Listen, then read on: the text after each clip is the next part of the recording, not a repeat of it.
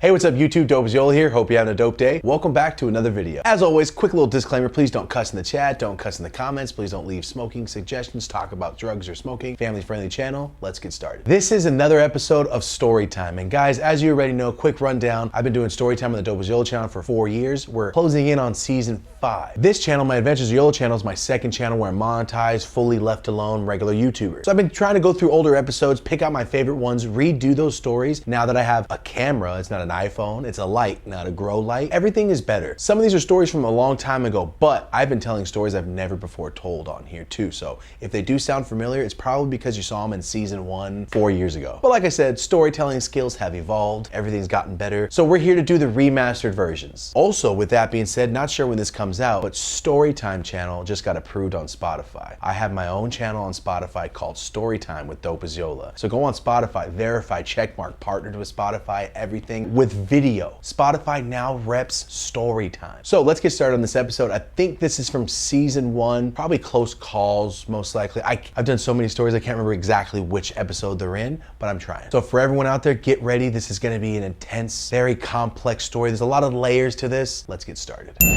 Guys, this takes place when I was 14, maybe just turned 15. I was with my mom, my sister, and Rocco, my little brother, was just born, like months before this. He was a child. So we get apartments, right? Me and my mom, my sister, we're always moving around. When you grow up poor, like you move where you move, right? This apartment complex was called The Grove. The Grove is in Merced, right by Golden Valley, right off of Childs Avenue, way out there in the cuts. You guys know what we're talking about if you're from that area, right off the freeway. The Grove looks so nice. 3-bedroom apartments. It was baller. What's the catch? It's all Section 8. We're on Section 8. We're poor. I'm not saying all poor people are bad. For some reason, it seems like a lot of criminals I know were poor just like me. So when I moved to the Section 8 apartments, it was super nice. It's like a brand new building from the ground up, and I look around like, these guys are gonna ruin this place. Like I'm looking around like, oh, open sales. Sick. I grew up around that, I know that, but I was thinking like, yo, we're getting the nice apartment complex, it's gated to keep us in. It's not the other way around. It was ghetto in there, guys, let me just say it. We move in, right? I have to move schools. So now I'm going in Golden Valley, the white kid school. That's what we always call it. There's like 4 white dudes at Merced High. When I went there, you know what I mean? I'm just saying, we noticed a lot of brown kids went to Merced High and East Campus, all right? If you got some money, you go to Golden Valley. And I was kind of excited because I'm like, I got no money, but I still get to go to Golden Valley. Let's try it out. And let me rephrase that. I have to go to Golden Valley. I was so upset. I just started selling candy consistently at school. The drain pipe, Sundays, all that stuff with Joe. That was like that. It was that year. It was months before. My mom's moving me right in the middle of me like coming up, starting to get a little bit of money in my pocket. I was stoked and I'm like, so all my sales are gone, is what you're telling me. I sell candy at school, the school I know. I can't go to the new school and start, or I thought. I won't say his name, but you know who you are. Shout out to Chris. Chris is the very first time, I can't say his last name. Okay, sorry. It's Chris, fool! There's a lot of Chris's! It's just like, I can't say his name, so it's Chris. His family is very, very, very baller and rich in Merced, so that's why I won't say the last name. Anyway, this kid was rich, and he sold candy, and he's the first person in my life to front me candy. Everything started because of him. When me and Joe were doing our thing, it was cool, but I went to Golden Valley, and he was at Merced High, and he ended up going to Golden Valley too the same year. I'm like, yo, what's up, Chris? And he goes, yo, I got like a lot of candy, you wanna start? You know, I'll front it to you. And that's how I started really pumping it out. So when I went to Golden Valley, it was the same thing. I didn't know anybody, but I was just getting things off. It's a family-friendly channel. We're selling candy here, okay? Candy that you eat.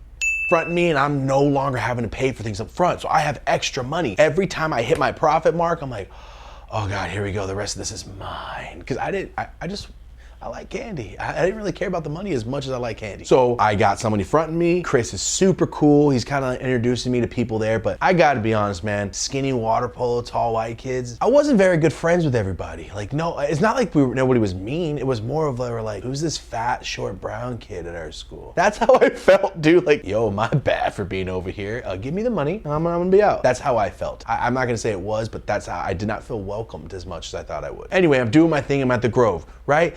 I have this system where I don't get murdered by my mom. Don't do things in the house. If I have candy, don't sell it in the house. Don't sell it around the house. Make sure you go down the street, get away from her vision and her shark blood smell, like she's gonna get me. So what do? I go to the middle of the quad. This is a huge apartment complex. There's like a little quad here, benches here, bench there, playground, barbecue pits. What happens when you live in the ghetto? There's ghetto kids. There's like 60 kids in this complex my age. And somebody that lives right next door to me, my homie Pilar. So next door is Pilar. He's my homie. I've known him for a long time. I at least got that. So what do? I play basketball, hang out. I watch And One. You guys have watched podcasts. I'm good at dribbling. I'm really quick with all that. Can't shoot. I pretty much just dribble, make you look dumb. I pass it. I play basketball. Everybody got long hair, wearing like American Eagle striped shirt, the one shirt I had. That was me, man. I sold candy in the complex. People knew me. I knew people from Tenaya. They lived there because they're all ghetto and poor too. So they all lived there too. It was cool. This is still backstory. I'm sorry. Also that lives in the complex, my little cousin. I don't get along with my cousin. All right, I do not talk to him. He actually just got out of prison a week ago from high school. I haven't seen this man in 15 years because he's been in prison. He's my blood cousin and I do not like him. I don't talk to him. I don't associate with him. He sucks. That cousin lives 2 doors down. My other cousin, my homie, you guys know him from many events and stuff. My cousin Adrian, that's like my homie. He lives there too in the complex. So it's like, yo, one cousin, my cousin Adrian, my homie Pilar, I got some fools from Tenaya. This is tight, right? I'm at the quad one day just hanging out. We're eating candy like we do. Everybody throws in their little money. We all put our candy together and hang out. I'm trying to keep this as family friendly as possible. I'm sorry. So I'm at the long benches and they're the benches that you have to put your legs in, and if someone's on the side of you and the side of you, you can't get out. You know what I'm saying? Like you have to put your legs in, put your arms on the table like a school desk. So I'm like locked in. I'm just trying to describe it so you know how I was feeling. I'm at the bench.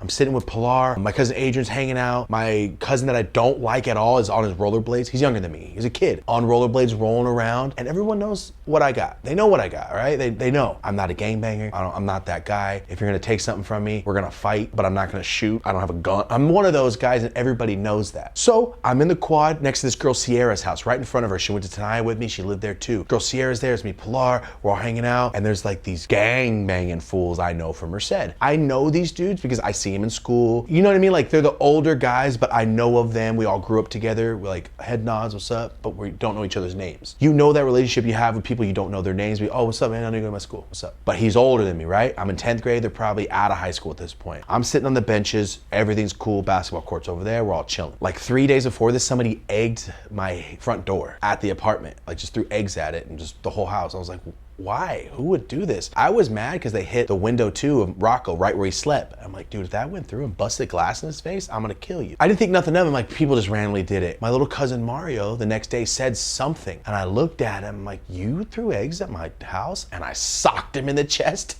and he fell on his rollerblades. He's like 3 years younger than me. He was like 11 years old, guys. So I socked him hella hard and then he went and cried and told his mom we're cousins. Like it's different when you're related, right? But I didn't know that was gonna lead to this. There's a reason he's in prison. I hope now he's a better person because I'm a nice dude. I hope he's a better guy now. I have no idea. Don't talk to him. We'll never ever talk to him again. Don't care. This is what happened because this fool egged my house and I got mad and I punched him in the chest. This is what happened. I'm sitting there 2 days later hanging out with everybody, right? These gangbanger dudes are there and they all are sitting around. I think nothing of it. I look up, I'll say his name. I think his name's Fabian. I can't remember his name. My grandma Dolores, her best friend, this is her grandson. I have been in the same house with this kid on football Sundays whenever he watches football together, growing up, playing catch, messing with the rose bushes in the backyard. I know his grandma and grandpa. Me and him have grown up side by side together. Know this kid. I know him. And that's what broke my heart about it, dude. He's a gangbanger. I know he's a gangbanger. And like I said, guys, we were kids. All of these people in the story might be upstanding citizens today and regret this. But I'm not gonna not talk about it just because you're a different person. Anyway, I'm there, we're all like doing my candy thing.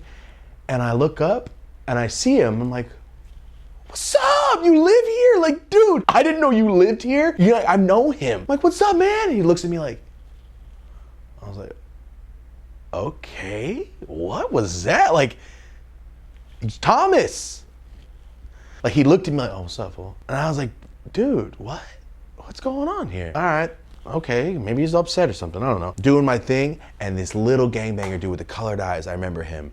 He hit me up, he's like, so what do you got? I heard you got some stuff here. I'm trying to be family friendly. I'm like, yeah, come here. And I walked around part of the buildings. I ain't gonna flash everything. Stupid, dumb. I had all my sacked up candy in one bag, like an idiot. As soon as I grabbed it, I went, what are you doing? And I brought it out to show him, like, dude, you just showed this fool everything you got. You don't even know him. The second I brought it out, I saw his eyes light up and I went, I don't like that look. I don't like it. He opened one, looked at it, smelled the candy, and was like, all right, give me a minute. We'll get it from you right now. Hold on. I'm like, all right, cool, I don't care. So I went back to doing what I was doing with Pilar. We're hanging out. Pilar's sitting right next to me. Pilar's got the hands of a god. That fool will beat you down, bro. He's so fast. I'm like, yo, Pilar's here. I'm not tripping. There's about 12 of these gangbanger dudes I don't know. I don't remember his name, whoever his name is. The kid up top, my grandma's best friend's grandson's up top. Girl Sierra's out here. Her little brother, Emilio, that's my homie. He's out there. And then I got this weird vibe. Like I got a vibe. I've been jumped before as a kid. I got this vibe of like, different. I felt like danger.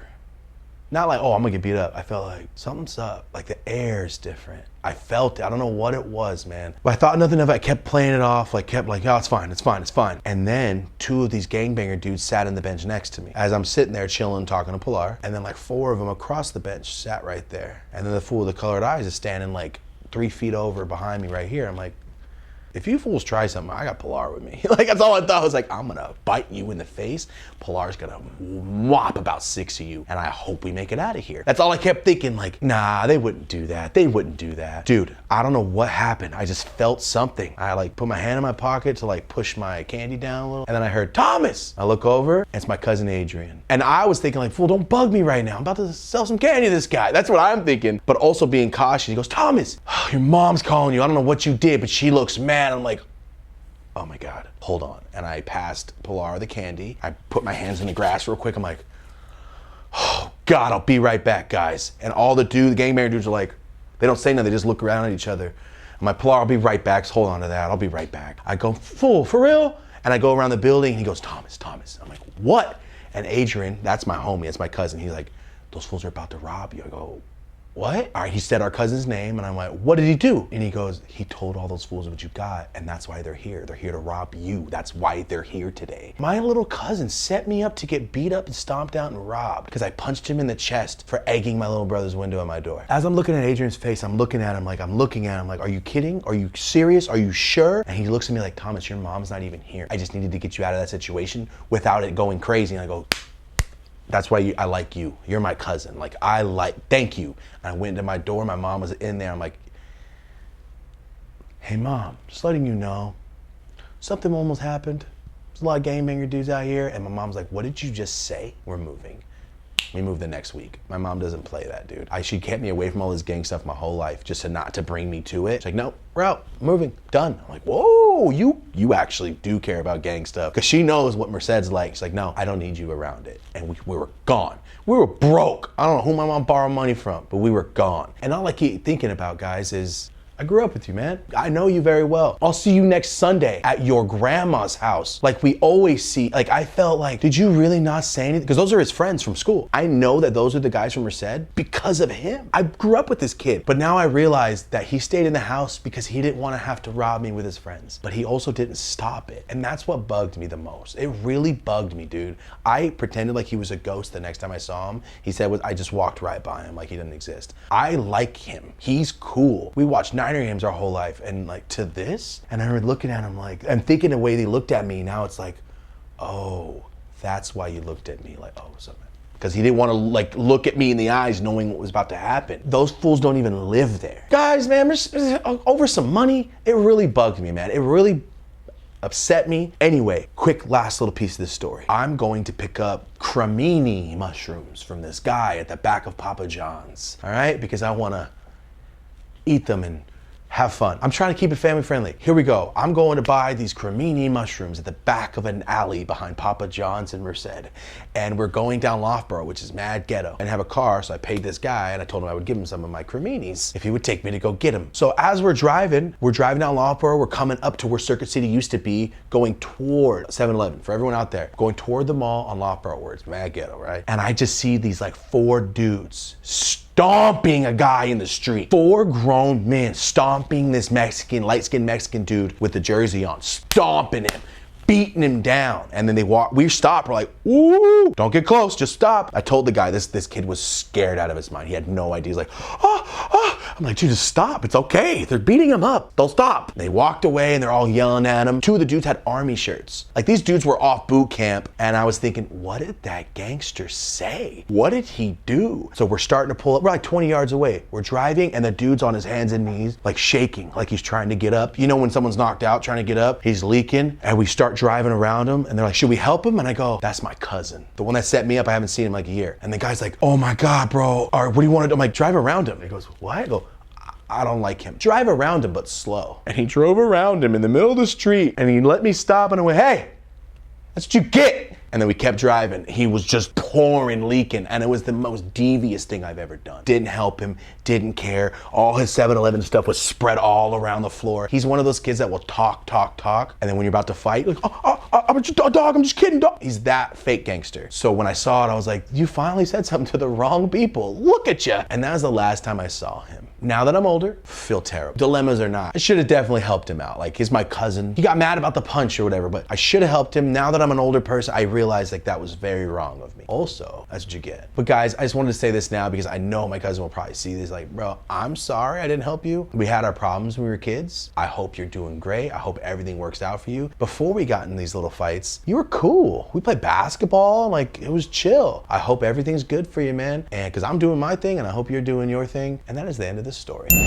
Sorry that went a little left, guys. I just, I'm thinking about it because it's been 20 years almost, and he just got out. And I'm just thinking about all these things, and when I was a kid, and telling this story now is way different, man. I'm obviously an adult, shouldn't have let it get to me that bad, but that's the story. I really almost got jumped or stabbed, robbed for sure. That would have been an ongoing dilemma. They would have never let it go because I would have never let it go. And I got friends like that too, and it would have all been bad. Everything would have went south real quick. So shout out to my cousin Adrian basically for changing the course of my life because it would have been different. I definitely have a couple scars and stab wounds from that day, so thank you for that. Everything worked out, everything went good. We ended up leaving, doing my thing. But yeah, the person that did all that, cousin, whatever, he's out. I hope everything's good. Just a little recap of this story since it went a little left. All right, guys, we're done with that. Every time I get like on these hyped up, I'm sweating.